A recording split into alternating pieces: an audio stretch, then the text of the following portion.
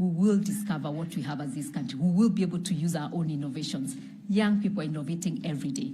Instead of those innovations being based out in Delaware and everywhere else, if we could harness those innovations, then this country will transform. And we are happy to say that we can work with academia, with government, and be able to harness this on innovation so that our private sectors who are in this room and elsewhere can feed into this R&D and be able to increase and grow. Because what we are looking for is that scale up. If you're a small business, you scale up. If you're a big business, you scale up. We want our own multinationals grown here. I always say every micro enterprise is the multinational, it's the Microsoft of tomorrow. And so we need to scale up our own businesses. And so we are happy to collaborate and seek commitments from all ministries, counties, and industry to support research and development, its spending in budgets, and initiate discussions and negotiations in the East African community region for the creation of the digital single market, so that as a whole area, then we can do that. And increase adoption of research and development to result in diversification and value addition, leading to accelerated industry growth. Industry growth, due to the enhanced research and development adoption, will leapfrog economic expansion. We will get to our Vision 2030. We don't have to wait for the 8 years. We can get it in the next 5 years if we all align our universities and our diploma colleges on emerging information and on ICT, increase investments, form a comprehensive strategy for technologies transfer. Whatever we are building here, can we take it to other countries in Africa? Should they also have to train when we have our own? We bring other people from other countries to run some of our big projects. If we actually train right here and do technology transfer, then we can build Africa from Kenya.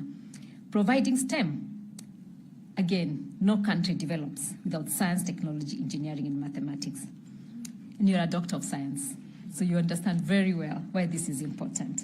And so uptake in universities and teachers is great partnership with business, and we'll be happy to work on that. And the last one, the last priority, is to foster globally competitive business environment that addresses both the cost of starting a business and the growth of an enterprise. We do not want the same cycle of an SME starts, in 3 years, 5 years, it dies off. We want them to grow as enterprises. And some of the things that we have found as market failures in Kenya, one is land and property rights, procedures to register property, issues with the land registry, and delayed land information management. I know there's a lot of work that's happening there, but we really need to ensure that it's a smooth process so that businesses can be able to start businesses and move and without hinges. Tax administration. Time, cost, and the complexity, a number of taxes within the tax regime. It's impossible to run a business with the number of taxes that we have to deal as a country. We need a new tax regime. SME taxation. We've reverted to the tax regime to 16% and introduction of digital and minimum taxes, which only increase costs for SMEs. Again, for SMEs, can we start with a simple tax?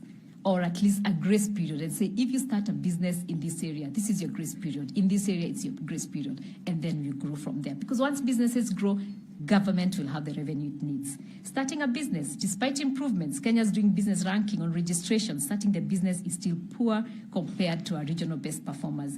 Business licensing, permits, and inspections. In 2006, we did a guillotine of licenses. They're all back.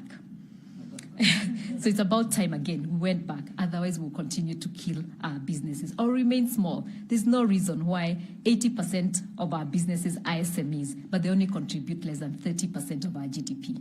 It should be consumerate of the many businesses we have now. So let's again look at how we can guillotine those licenses that are all back, because once we grow the businesses, the revenues will come. So the interventions, remove multiple taxes at national and county levels. I think this is a conversation first we've had so much. We've even done the county, I'm forgetting the name of the bill that we did, the resource revenue bill. It's been in place. If we could look at that, and so it analyzes all those taxes and what we can do with them. And urgently develop a new tax law. We have an old tax law that focuses on tax revenue, not enabling businesses to grow and looking at the revenue from there. Enhance enforcement of tax evasion regulation by using PIN numbers to track evaders, so that we expand that space, so that we're not only going for a few. We're not looking here and we see Vimal or we see Flora and we know where their businesses are and we go for them. There are many who are doing similar businesses, but they are not in a tax bracket. Develop a new policy to remove VAT refunds. It's been cumbersome. I know you remember these conversations many times under the round tables about VAT refunds. And we've been having a conversation with KRA, and even for them, they are ready to say, can we think of something else that's different so that we remove the issue of refunds? Formulate a simple tax for SMEs, as I mentioned, so that we stimulate growth and enhance compliance. What will this do? We'll have increased enterprise growth, we'll have increased revenues, we'll have increased jobs and wealth creation, and we'll have increased compliance, and we'll stop having Kanjo and NMS and everyone else running around for SMEs.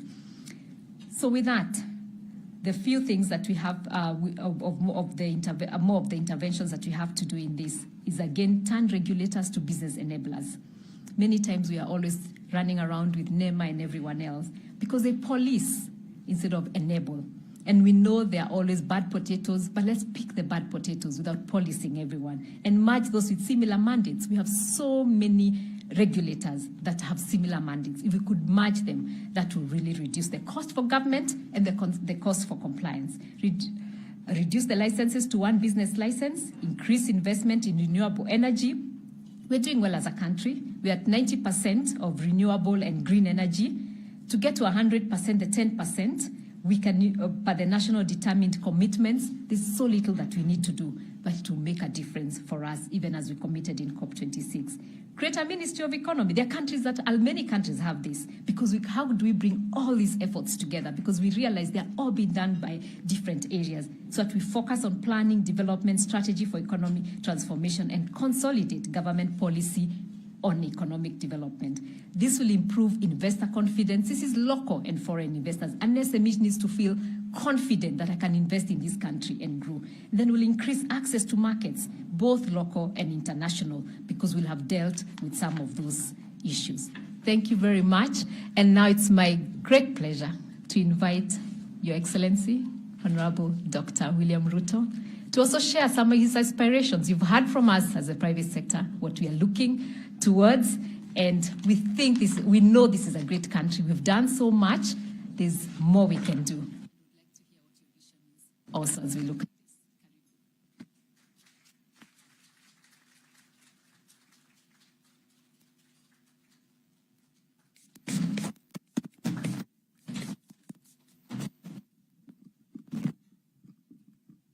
Thank you very much. Please, let's take our seats. Thank you very much. Honorable Musalia Mudavadi, the chair of KEPSA, Madam Mutahi, Caro, the CEO, distinguished ladies and gentlemen, good morning. It's always a pleasure to engage with business people. And this morning, I am happy that I have an opportunity to listen to business. As Caro has said, we have had a relationship from the days of the Grand Coalition government to the days of the Jubilee administration. And today, I have come here both as Deputy President, but as also a candidate in this election. And I've had to, and I am happy to have listened to the presentation that has been made by Caro. And I will just say a few things. Just listening to Caro, it took me back to when I was appointed Minister for Agriculture. When I went to the Ministry of Agriculture in 2008, I found that the things that need to be done are already in government books, and we didn't need anything new to be able to get the ministry running. We just needed to roll up our sleeves and provide leadership, and things would change. And many people told me then I had a man called Romano Kiome, who many people thought he was a very difficult person. And And many people ask me, how are you going to work with this guy? But I found Romano a very good Kenyan because he was determined on delivery. And many people did not like being pushed to deliver. Listening to Caro and the team this morning, I am also clear that what needs to be done in Kenya, you don't need to invest in any research. It's already in our books. Many of the things that need to be done are already known, and all that is required now is the necessary leadership to deliver on the things that we already know should be done. And that is what this election is going to be about.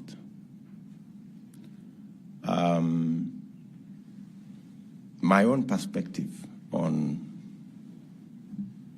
the presentation that has been made and the place where we are as a country. I remember saying 3 years ago that we are going to change the conversation in Kenya. That's not going to be about leaders. It's not about changing the constitution. It's not going to be about sharing power. But it's going to be about the people. It's not going to be about changing the constitution. It's going to be about changing the economy. It's not going to be about sharing power. It's going to be about how to empower the citizens of our country.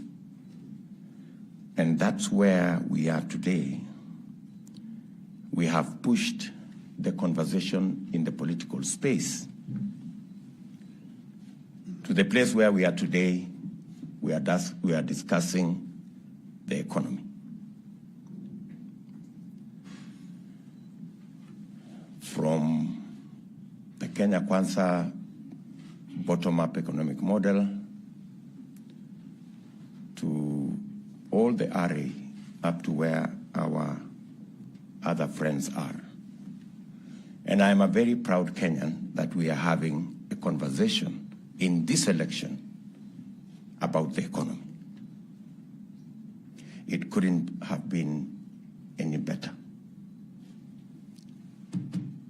I know there is an attempt to still continue to bring back the discussion about changing the constitution, creating a few more positions, creating a position of ombudsman to supervise the judiciary, giving additional power to the president to be able to manage the judiciary and to manage the legislature. But I am very confident that the people of Kenya will make the correct decision, and that what we need to change in this election is not the constitution, but the economy. And why the economy from where I sit?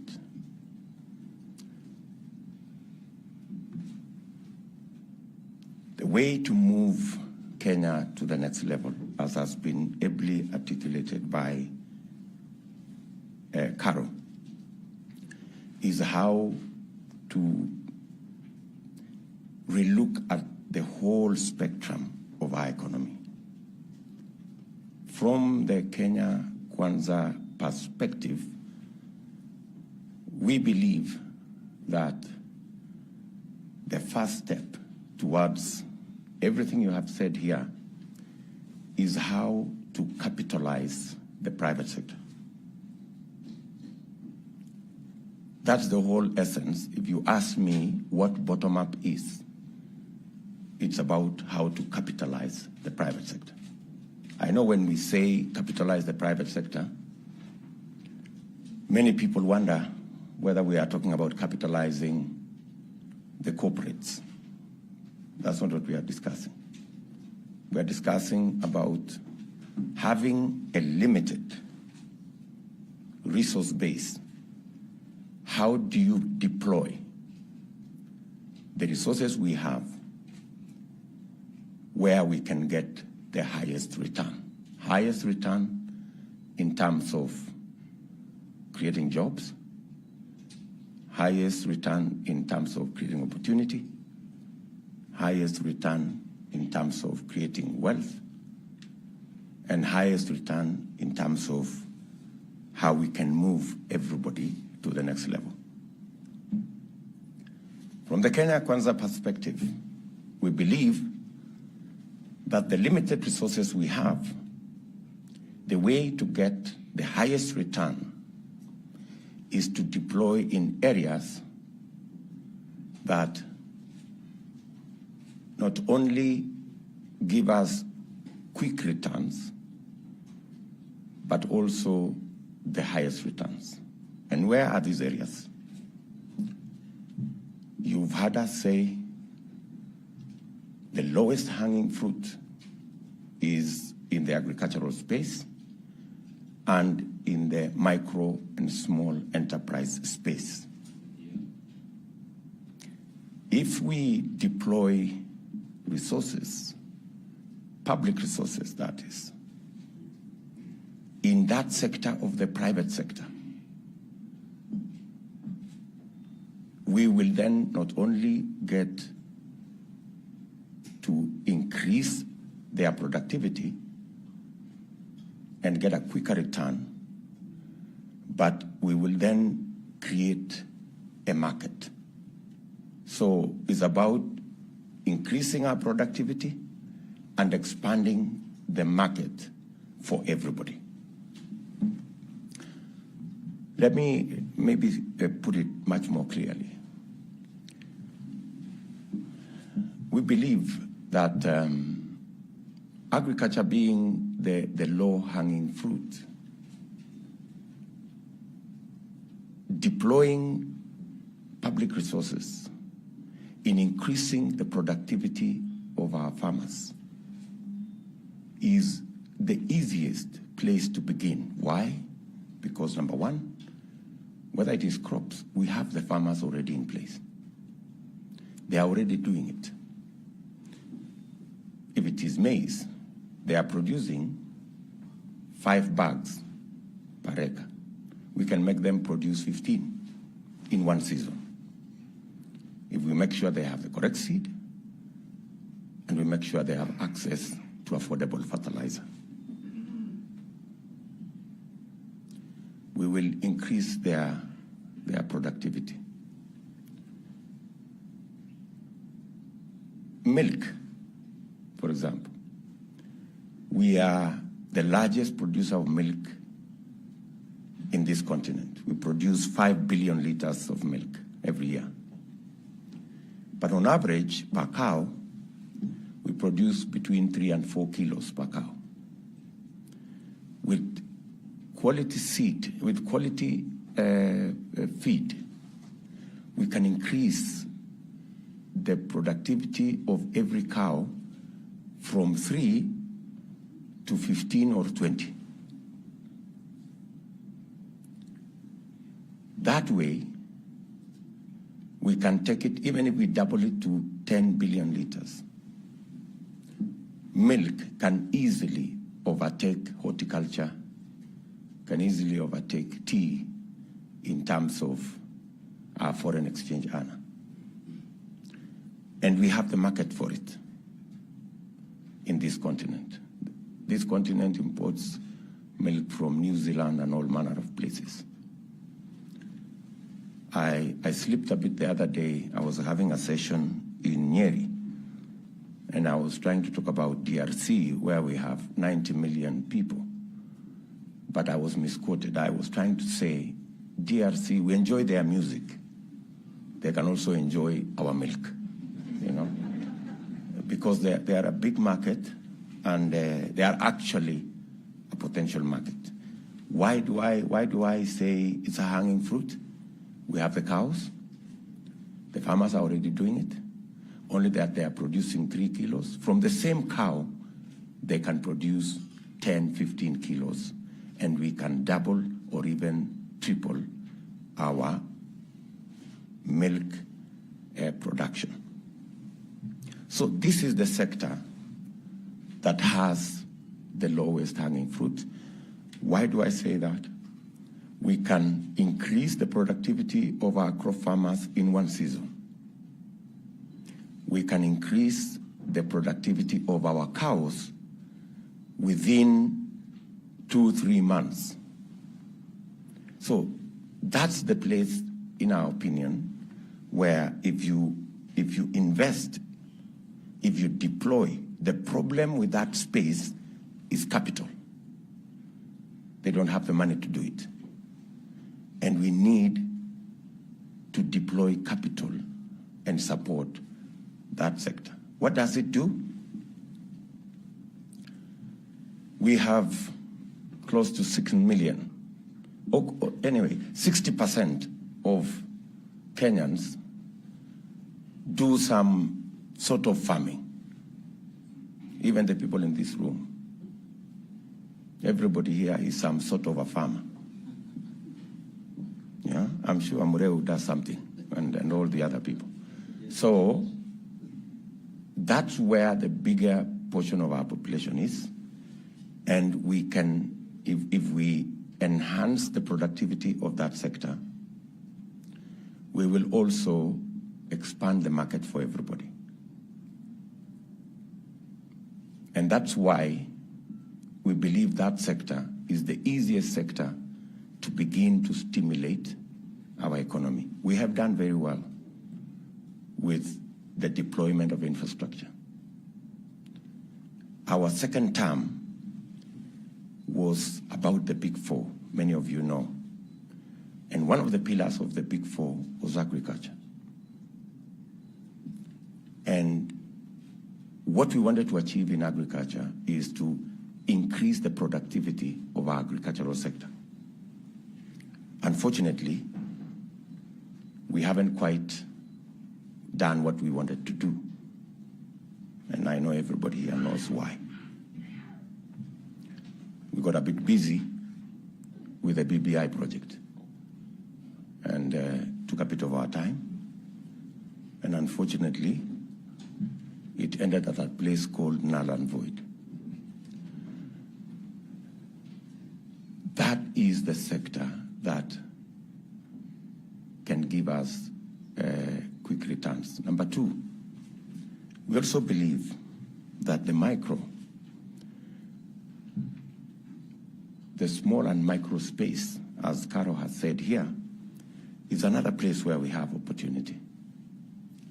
If we capitalize the micro, because what's the situation?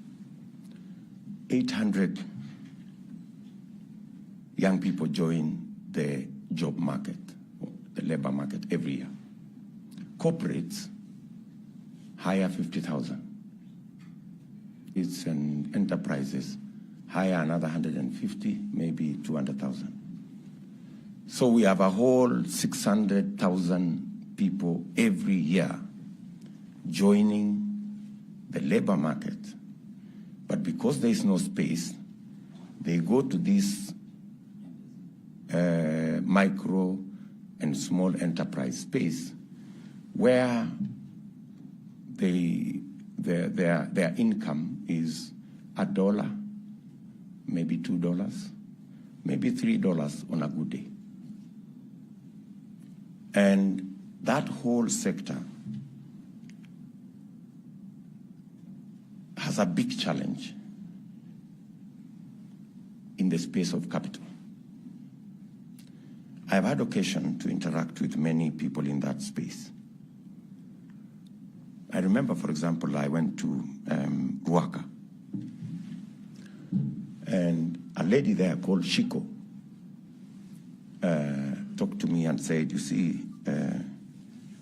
Mr. Hustler, what we do here, we borrow 1 million shillings every day in this market. Because he charges us 10%.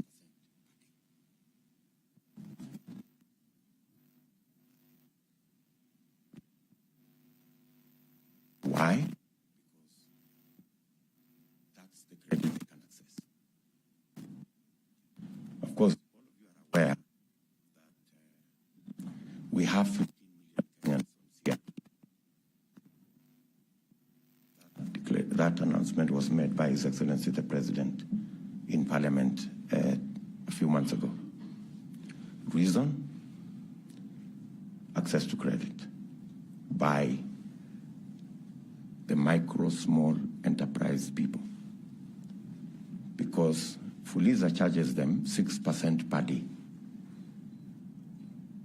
So if we capitalize that micro, small space, instead of them paying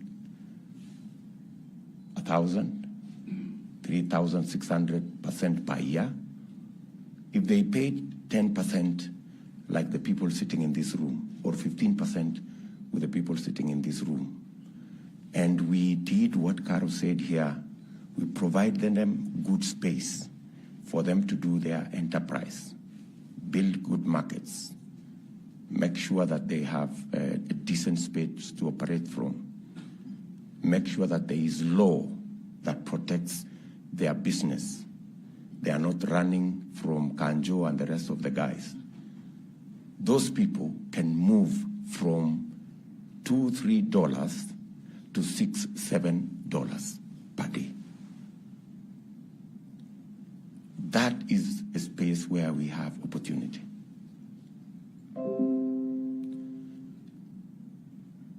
What does that do? Putting a little money in those two areas, because we have limited resources. You know, we have limited resources, and if you have limited resources, you deploy them in the place where you have the quickest and possibly the highest return. We've discussed the Biashara Bank forever. Yeah, that's why I have said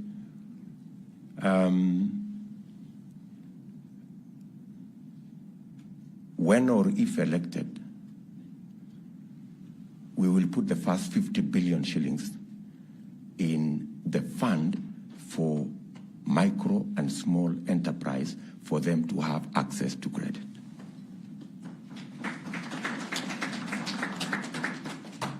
And we will continue until we saturate the absorption in that space.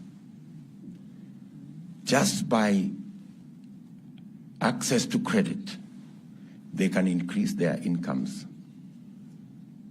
by at least $2 every day, because access to credit consumes that much from the people in that sector.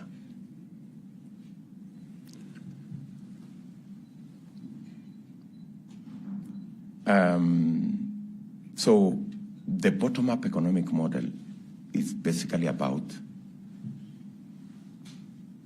access to capital in the private sector, expanding the market, and making sure that if all the farmers increase their productivity, they will be a market for the people in the corporate world. If we make sure that the 80%, Caro said, of the people in the micro and small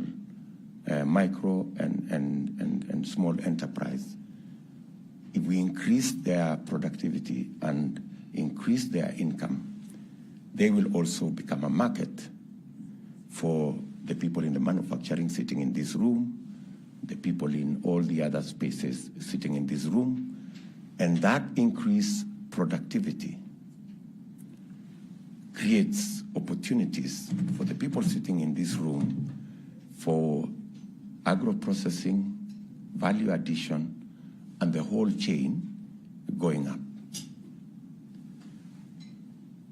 That also gives us an opportunity to expand the tax base so that we can create a bigger pool of people who have resources and who can pay tax.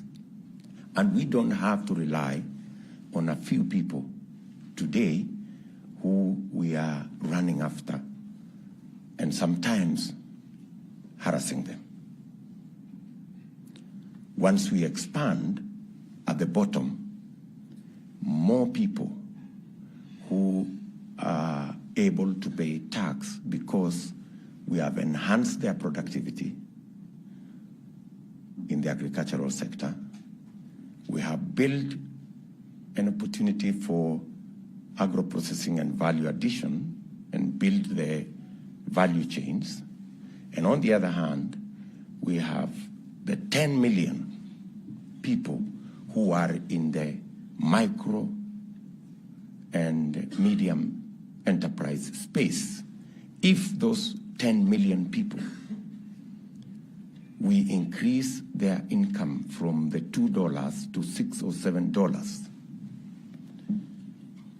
in 7 years, we will double the size of our economy from where I sit. Yeah? And these are not difficult decisions because I have served in government and I know how decisions can actually change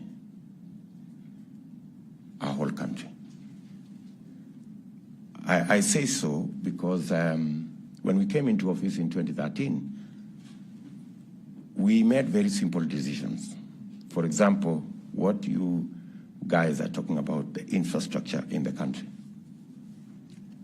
How did we build more roads with the same amount of money? We changed the building code. Today, we have 3 different categories of roads. We have the trunk roads, they are built to a different standard.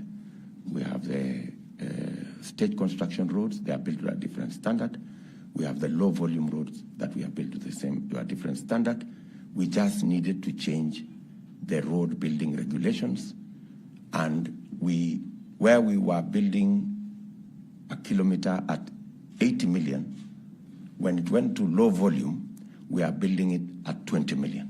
So for 1 kilometer, we could be able to build 4 kilometers with the same resources.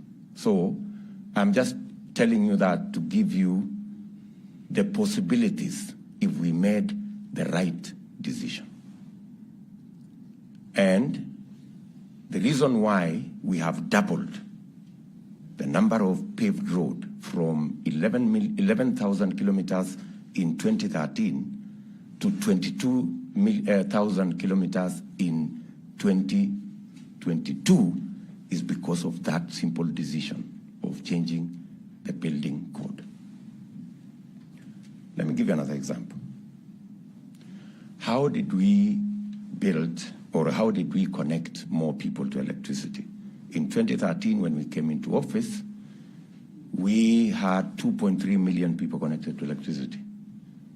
Today, we have 8.7 million people connected to electricity. How? We again changed the connection model. You require to pay 70,000 before you are connected in 2013. Today, we connect everybody for free, and we have built in a small percentage into your monthly bill to cover the cost of the 70,000 over a period of 7 years. So that's how we have managed to expand. So what am I trying to say? I'm trying to say what is required in Kenya is the person to make the simple decisions to move our country to the next level. And that is what we will provide in Kenya Kwanza. We have the experience for it, and we have the capacity to make those decisions. I wish we had not started the BBI story. If we had implemented the Big Four plan, good people sitting in this room, we would be very far as a country. You have discussed the matter of health, for example. If we had passed the law in 2017 after the election on universal health coverage, today every Kenyan would be covered, would have a health insurance scheme. We just passed the law this year after the BBI collapse. That's when we found time to pass the law that we would have passed in 2018.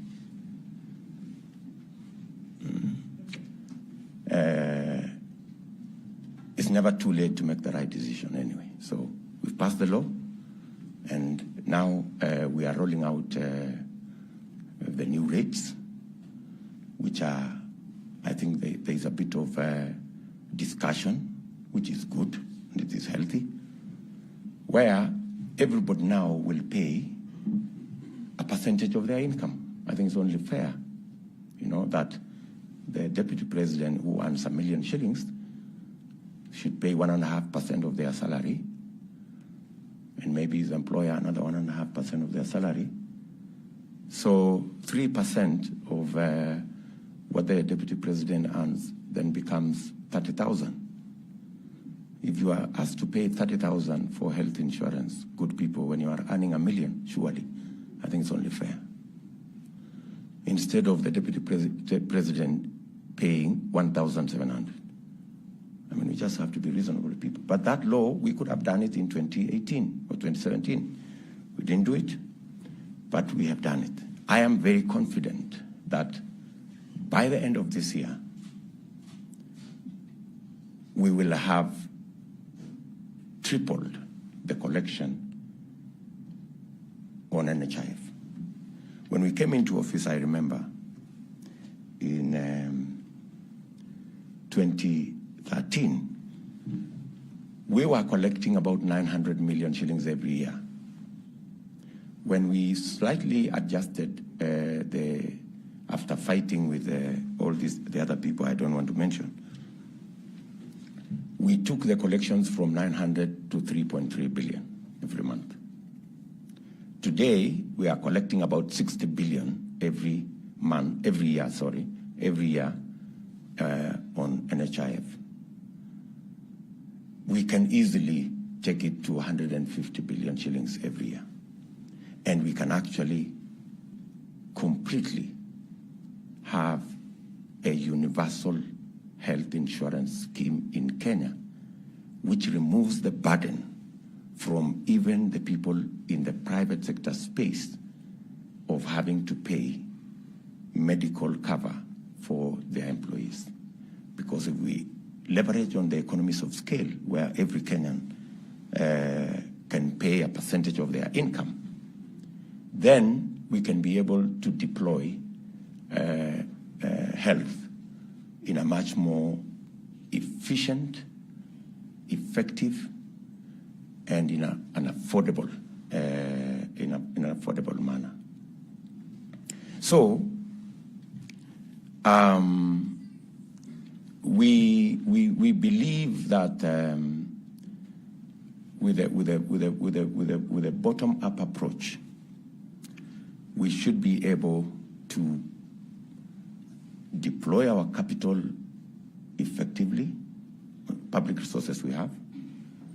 We should be able to make sure that we create jobs using the deployment of that capital in the agricultural sector, in the SME sector. And we should be able to expand the market for everybody. And the fourth item, we should be able to ease the chasing of taxes from a few people by making sure that we have a bigger base, we have more taxpayers, and therefore increase the efficiency of tax collection through digitization. Today, we don't collect almost 40% of VAT. We don't collect 40%. We can collect another 250 billion shillings every year just by digitizing the collection of taxes. I am very confident that that is the space we will be able to cover. There is absolutely no reason why we are collecting 14% of our GDP. We can easily move it to 22 or 23% of our GDP, and we should be collecting between 2.5 and 2.8 trillion shillings instead of the 1.6, 1.7 we are collecting at the moment. That way, in my opinion, we can reduce the appetite on borrowing. We can reduce the appetite on borrowing, and we can begin the journey to build and run our affairs more on our taxes and less on borrowing. But it starts with the bottom. Let me say two things so that I can conclude my remarks. We have mentioned here about creating jobs using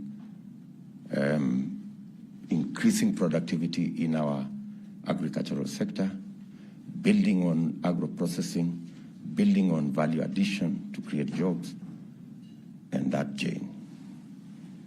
Increasing access to credit and incomes in our SME sector to create more entrepreneurs, create more jobs.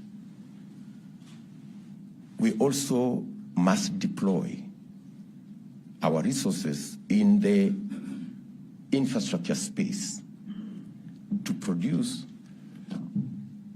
more jobs. When we sat down with experts, they told us the easiest place to create more jobs is in the housing space. And that's why one of our pillars of the Big Four was housing. The housing pillar was not about houses. It was about jobs. Houses were a byproduct. The real space we were looking for there is jobs. All we needed to do is to provide an off-take mechanism under the housing, by creating a housing fund. It is still pending. The housing fund challenge is still pending. It's a very small, there's a very small thing we need to do in that space. And we will unlock resources because the commitments that came to our Department of Housing was between 3.5 and 4 trillion commitments, Kenya shillings, people who are ready to invest close to 4 trillion in the housing space. But they needed assurance that when they complete the building of this house, they needed assurance that there will be somebody to buy, and that person has the capacity to repay, and therefore there was need for us to provide an off-take plan by creating a housing fund. Imagine we were unable to create a housing fund that would provide the mechanism for us to stimulate the housing program so that we can actually unleash what we were actually looking for, the jobs. So I promise that within the deliverables on my 100 days is to make sure that we have a housing fund and an off-take mechanism that will unlock the 4 trillion of investment and create the jobs from the affordable housing program. We have managed out of the 500,000 houses we were supposed to do, we have tried, I think we've managed about 2,000. You know, as a percentage of what we were supposed to do, I don't want to say we failed. I mean, it's up to you to judge whether we failed or we succeeded. And it's a very simple thing. That's why I'm telling you, we need the leadership with a focus to make the small decisions that will change Kenya. we've always talked about this tremendous potential. But as Vimal said here, we can be at the potential for 50 years unless we make the right decisions. And the right decisions are not necessarily very complicated. In fact, whenever I talk to people and I ask them how we manage to do the roads and how we manage to do the electricity, they tell me, if these decisions are this simple, why haven't they been made? But that's how it is. So, finally, we have to think about the whole space around savings. Today, as a country, our savings is about 7, maybe 7.5, maybe 8 at most % of our GDP. The reason why we borrow from China is because their savings is 55% of their GDP. We have to rethink and rework the whole space of building a savings culture in our country. I mean, many of the people, all the people that have a pay slip know that there is a 200 shillings on their pay slip to NSSF. I'm saying 200 Kenya shillings. It's not $200, 200 Kenya shillings. I mean, anybody in their rightful mind, how can anybody say 200 shillings is a saving? It's very foolish, if I may say.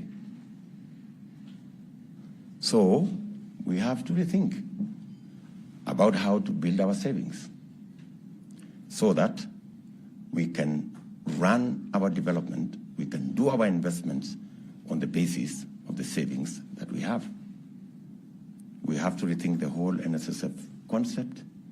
I remember I sent our Minister for Labor to Uganda to look at their social security. Uganda, you pay 10% of your salary and 5%, your employer pays 5%. So your first charge on your salary is your saving. That's why Uganda has built the largest social security in Eastern Central Africa. Tanzania has done the same. The whole parliament in Dodoma was built using their money from Social Security.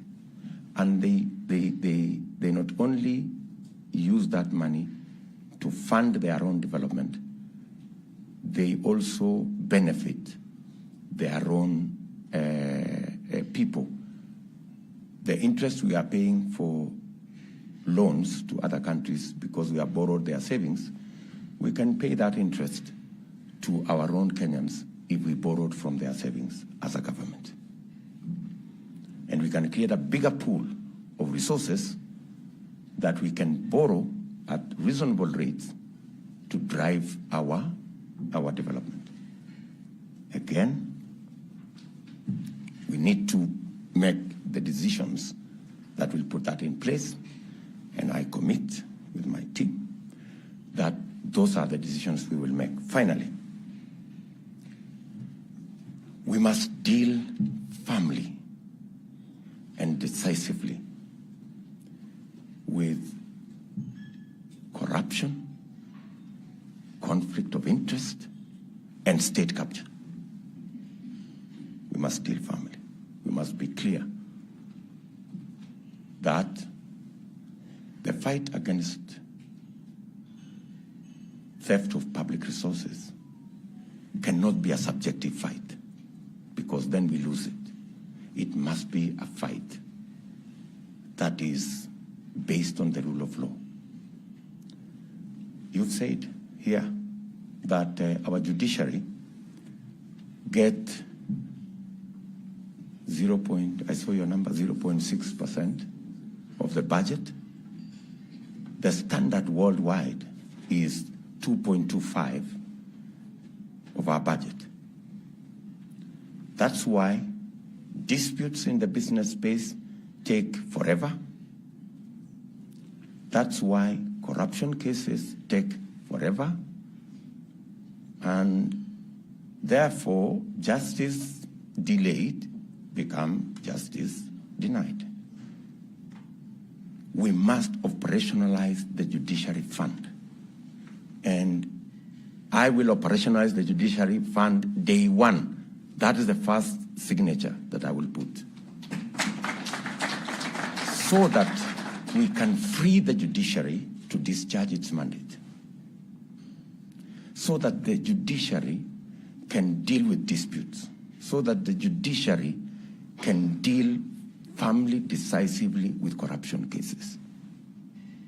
I do not understand how anybody in their right senses, instead of operationalizing the judiciary fund and getting the judiciary to discharge its mandate independently, anybody could be imagining that you need an ombudsman appointed by the executive to supervise the judiciary so that the judiciary become subjective to the executive. It is madness. Anybody saying that we need to change the law so that the judiciary can now operate not independently but supervised by the executive is taking us, I don't know in which direction. Number two, the entire criminal justice system, because the office of the IG is an independent office in the Constitution, independence must include financial independence. If you do not have financial independence, your independence is meaningless. If you still have to depend on money from the office of the president to run an independent office of the IG and the DCI and the rest of it, we are told he who pays the piper calls the tune. That's why we have all these cases.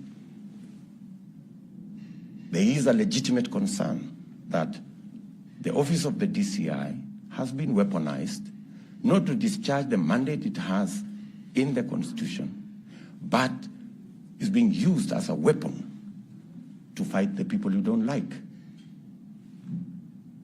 So, day one, I will sign the instrument to appoint an accounting officer in the office of the IG so that their budget is no longer in the office of the president, their budget goes to the office of the IG, and they have financial independence, and they can go after whatever crook they want, they can go after whatever criminal they have without seeking permission from any person who is paying their bills.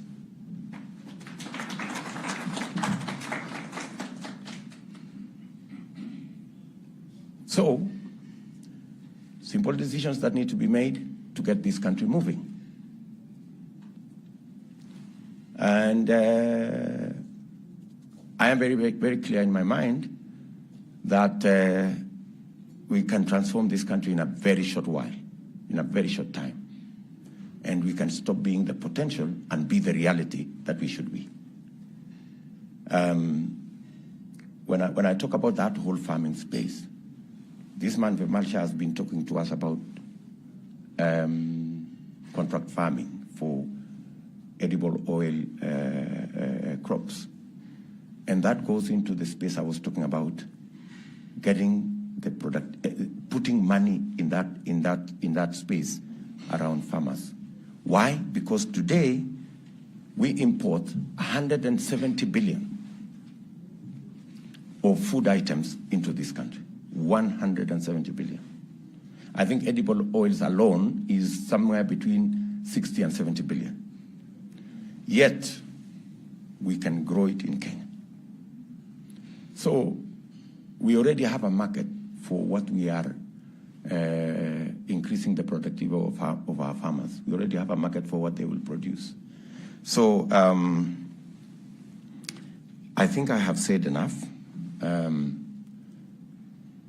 I want to ask this room that the very beautiful things that you have laid out here,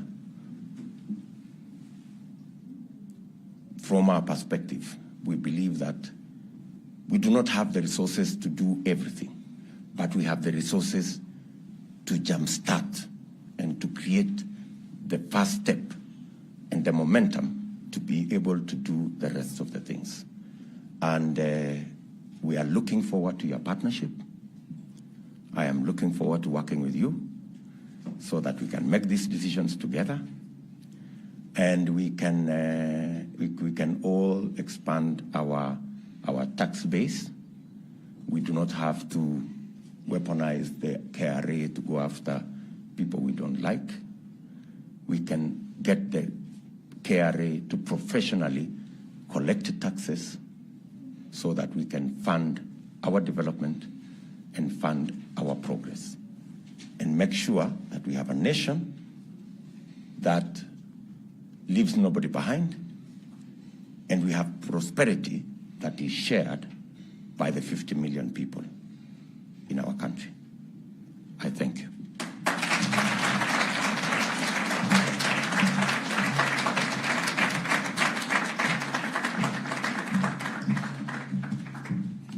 Wow. It has been an interesting session, having the two input from our leaders, from the private sector and from the presidential candidate. And what really comes out is that the work of today is the history of tomorrow, and we are its makers. Let us all strive to be mad, as Vimal always tells us, and that means let us go out and make a difference and be partners in growing the economy. To that, I'll request we make 4 atamas to appreciate the speakers, and then I'll request after that to have in your Bath, who's the chair of KEPSA Foundation, to take us to the plenary. But Adipi, there will be some questions that we'll request for your participation and the entire team, and then we will then have the closing remarks. So we'll request for your patience as we're almost done. Let us do the 4 atamas. We go atama, atama, atama, atama. It's in your Bath. Karibu sana.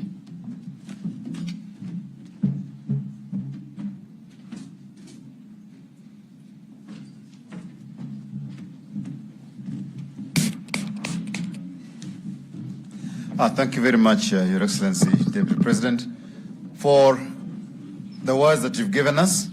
I know you told us that you have a busy day today, and we've gone slightly beyond the time that you gave us. So I'd just like from you, how much more time do I have so I can manipulate the time and use it efficiently? I still need 5 minutes of your time. Right.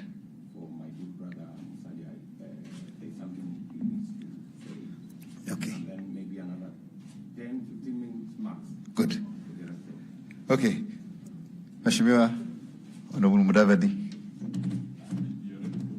I think it's good you give us that everything, and then I take the questions all inclusive, rather than try and play around. So karibu, and then you give me the time.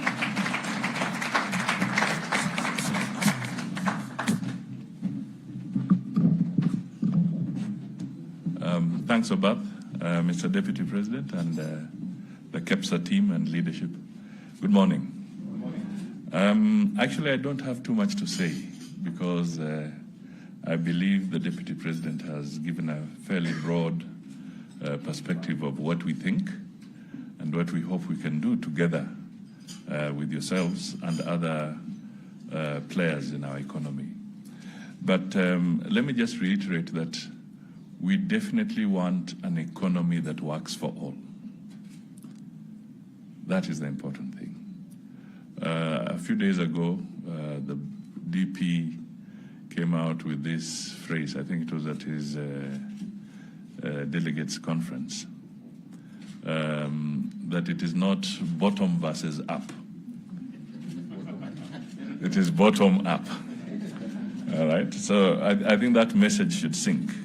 that in this process, this dialogue that we are engaging in, we are not trying to create a division between the cadres of our economic players.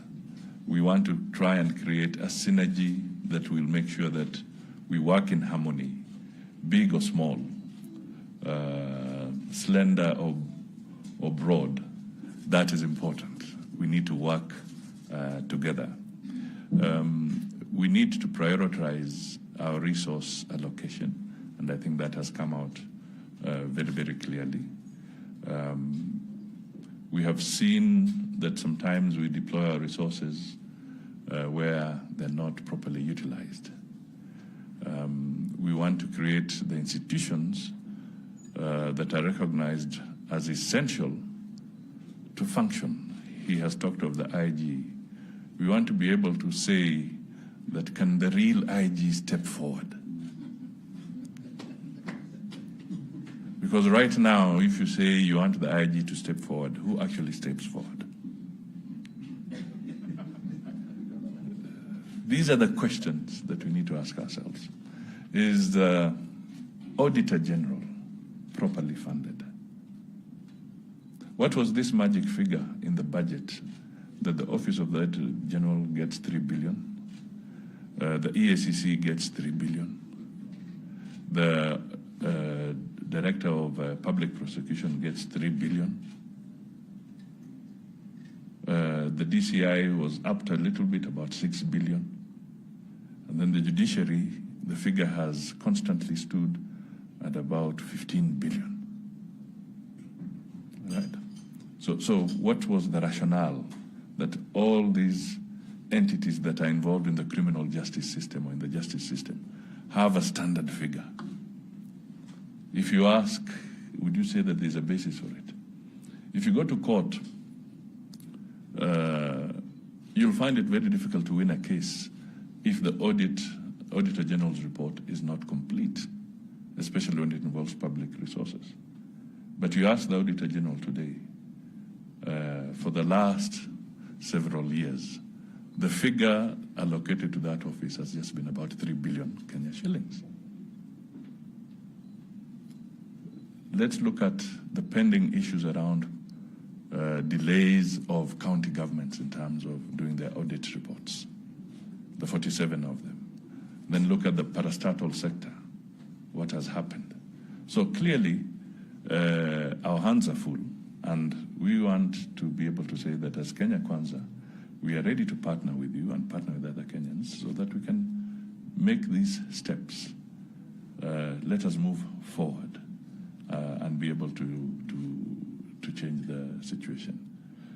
We have seen a decline of the cooperative movement in this country.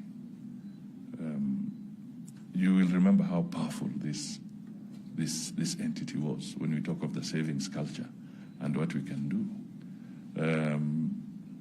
You really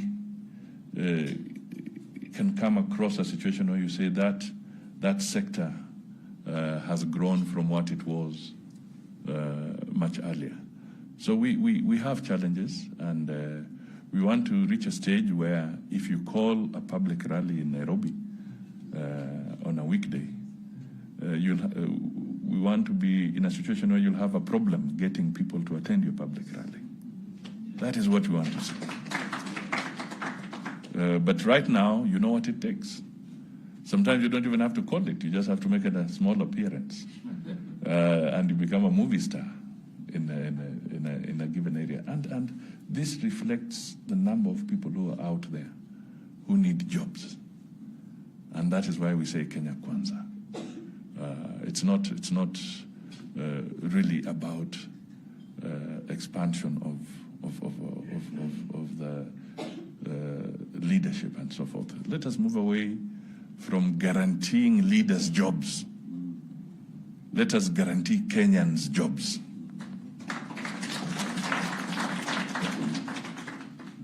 Let us make sure that our decisions are underwriting several jobs for the people who really need them out there. We believe we have a package that we can offer to the people of Kenya. We want to have strong democratic institutions. We want a strong financial system that works. We want a private sector that is happy to partner with the government and the people of Kenya. You are not the opposition, plain and simple. The private sector is not the opposition. So we must stop treating them as an opposition. We must treat them as partners. We must really open that dialogue window with yourselves and other Kenyans. So as I stand here, working jointly with the chief hustler, as they call him, because it was something that I meditated upon, because we had reached a stage where we are beginning to criminalize relationships.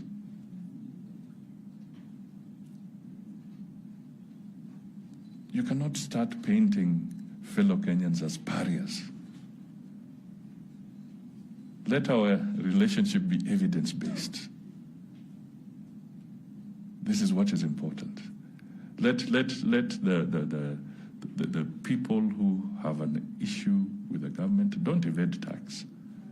But there are ways of finding out whether you are in default. And then deal with it professionally. I was one of the people who set up KRA when I was in the Treasury.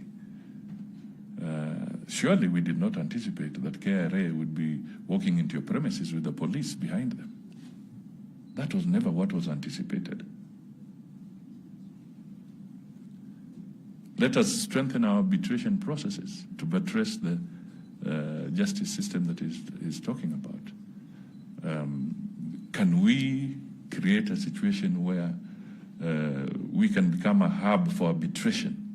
Because you as business people, you want to cut the time that you take going to court, trying to process your issues. Can we develop a strong arbitration mechanism, make this a center of global or regional arbitration so that we can get businesses moving and decisions made very quickly? Yes, we can do it. The brains are here. So I can tell you that tuko tayari kufanya kazi na nyinyi. I don't know which is the better word in Kiswahili. The Swahili experts are here. Obath, you're one of them. They should tell us, is it tenda wajibu wako or is it tekeleza wajibu wako? Asante sana. I think that's all I can say, but thank you so much for inviting us to be with you this morning, and we look forward to continuous engagement as we go forward. This gentleman was my desk mate in Nairobi School, and that one was my good friend in Kangemi when I stayed there. Okay. So we've come from far as well, but I think it has gone well. Thank you so much, good people. Thank you.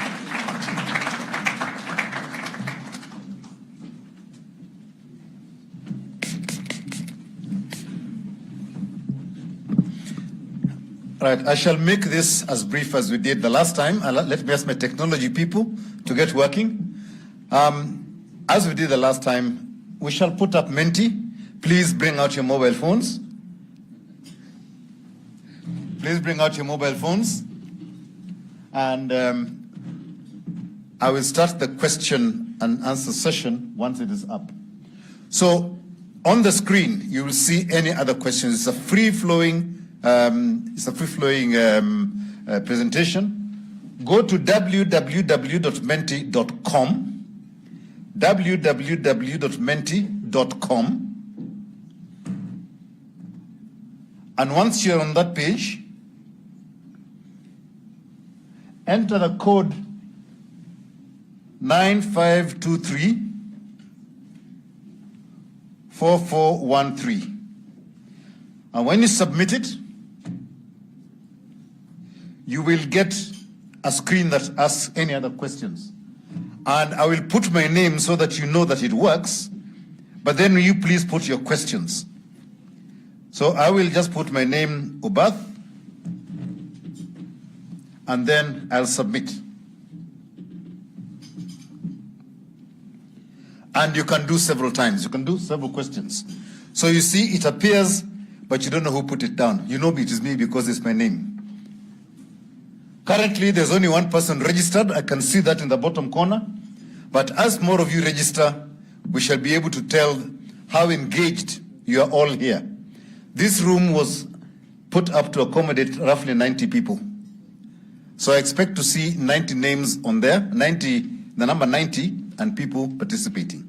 So if you can please put your questions, and Your Excellency, we will share all these questions with your team so you get a feel of what it is that was happening in the room.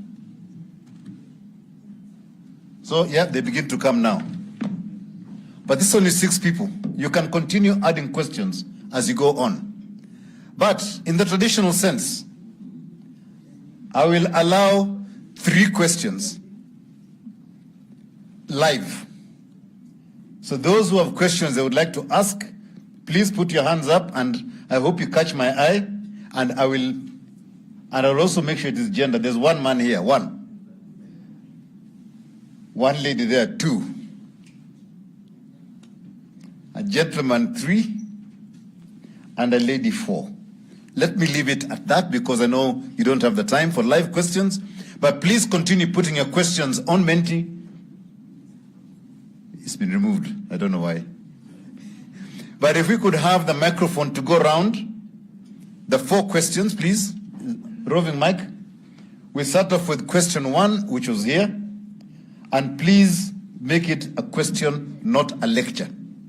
A lot of people like saying, by the way, there's all this that has happened, and by the time it comes to the question, it's 3 minutes. So please, you have 1 minute precisely to do your question. Mr. Mureo. Thank you very much. I'll not even talk about the protocols, but thank you very much, Mr. Deputy President. You're a farmer, Your Excellency, and you know the cow that produces most milk is the one that you feed first. Everybody has talked about the SME space. I double up as the chairman of the Micro and Small Enterprise Authority and also Economic Diplomacy Sector Board. And we have talked about a sector that employs 80% of this country's workforce is not a sector you can ignore. It's that cow that you need. So my request is, are 3 requests. One is if your government can create a specific ministry that looks after this sector. Because for a long time, we are all in a pool looking for resources that are scarce.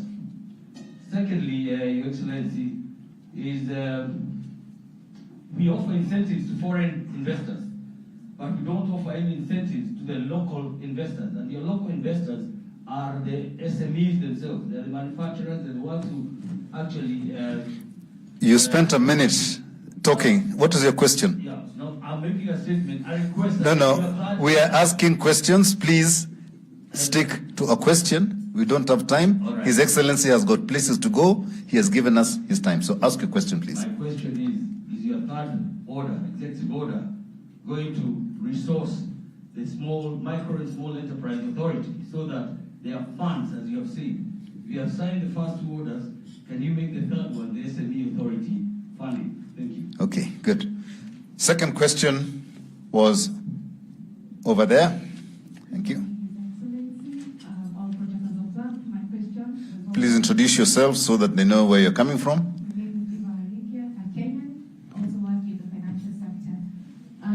My question, I did see representation or discussion about 50.1% of the population of Kenya, which is women, especially in this day when we are scared of women being drivers. Thank you. Okay. Thank you very much for honoring the time. Third question. Who was number 3? Over here.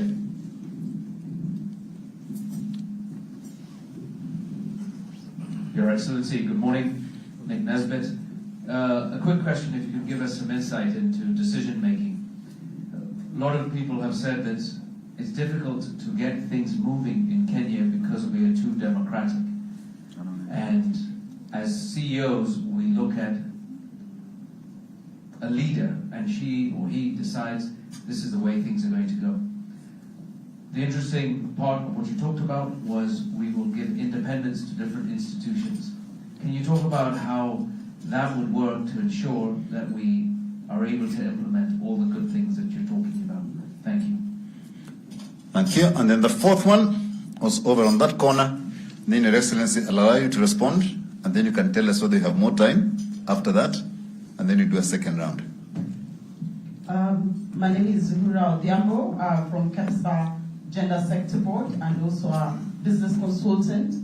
The issue about the 50%, I know it's been asked before, and in your leadership, how are you seeing the placement of the 2/3 gender rule? We're seeing the private sector already putting different aspects in that. I would also like the same to be achieved on the other side.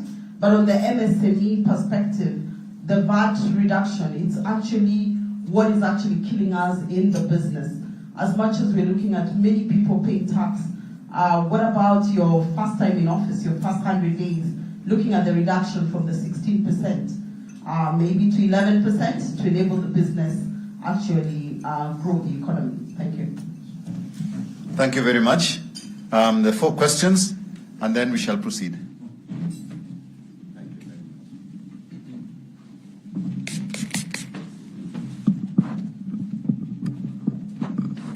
Thank you very much.